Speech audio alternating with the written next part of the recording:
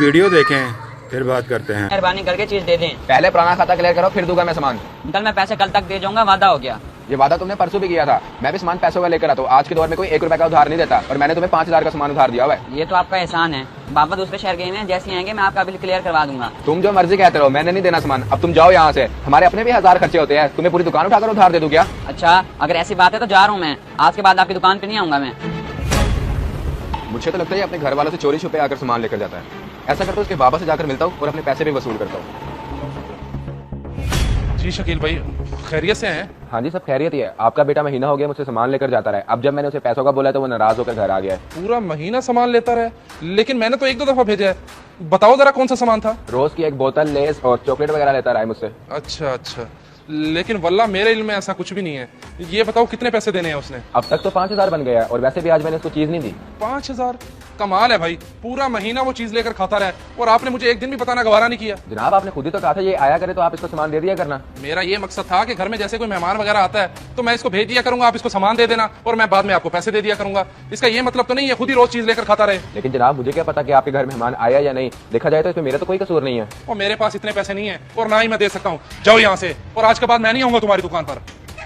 Sir जी ये तो कोई तरीका नहीं है, मुझे मेरे पैसे तो दे दे। तू शकील की दुकान से रोज चीज लेकर खाता रहे और मुझे तूने बताया तक नहीं। शर्म आती है तुझे? जी बाबा खाता तो रहा हूँ मैं। सॉरी मैंने आपको नहीं बताया। और सॉरी के लगते कितनी घटिया हरकत की है तूने। अगर तेरा चीज खाने को इतना ही दिल करता था तो मुझे बता देता, मैं ला देता।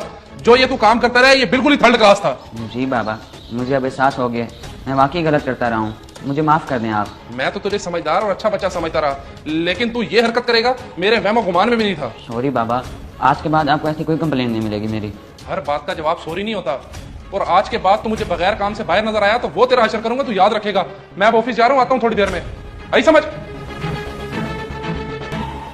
है शदेब भाई, थोड़ी देर पहले आपने गली में शोरूम से आया हुआ था। बस यार वो अपना दुकानदार शकील नहीं है, वही आया हुआ था। उसने फजूल में दिमाग खराब कर दिया। शकील वो तो एक अच्छा दुकानदार है, आखिर हुआ क्या है? मेरा बेटा पूरा महीना उससे उधार चीज लेकर खाता रहा और शकील आज 5,000 का बिल बनाकर घर ले आया और मुझे इस सारी बात का इल्म तक नहीं था। इसी वजह से मेरा दिमाग खराब हो गया। अच्छा, वैसे आपने शकील को उधार की इजाजत दी हुई थी या नहीं? हाँ इजाजत तो दी हुई थी और मुझे अब एहसास हो रहा है कि मेरे बेटे का ही कसूर है। हाँ वैसे शकील दिल का भी बहुत अच्छा है और उसने कभी 2 नंबर चीज भी सेल नहीं की। ये बात तो तुम्हारी ठीक है। अच्छा चलो मैं ऑफिस जा रहा था, उसका बिल क्लियर करता जाता हूँ। अल्लाह हाफिज। ये लो शकील तुम्हारे 5,000 और माजरत। जनाब रहने दे पैसे, आपकी मेहरबानी। आपने जो मुझ पर गुस्सा किया ना, मुझे उस चीज का बहुत अफसोस है। वाकई शकील भाई उस वक्त मुझे गुस्सा आ गया था, इसी वजह से मैंने आपको बातें सुना दी। ये लें पैसे रख लें और आइंदा मेरा बेटा है तो उसको मेरी कॉल के बगैर चीज मत दीजिएगा। जी ठीक है, मैं आपको कॉल कर लिया करूंगा। बहुत शुक्रिया। बच्चों से प्यार करें, बहुत प्यार करें, लेकिन उनकी हर एक्टिविटी पर भी ध्यान रखें। ऐसा ना हो कहीं देर हो जाए। जज़ाकल्लाह।